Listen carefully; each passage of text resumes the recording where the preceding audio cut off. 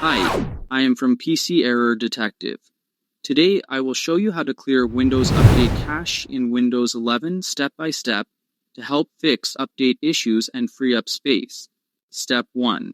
Click on the search box at the bottom left of your screen, type Services, and then click on the Services app. This app manages all the background services running on your Windows computer.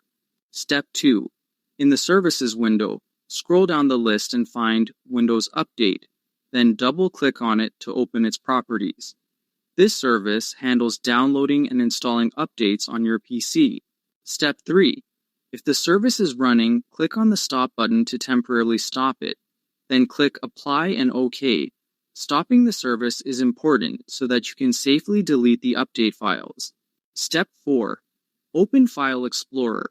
Go to the C drive, then open the Windows folder, followed by SoftwareDistribution, and finally the Download folder. This folder stores all the temporary update files downloaded by Windows. Step 5. Select all the files in the Download folder and delete them. Removing these files clears the Windows Update cache, which can help resolve update errors and free up disk space.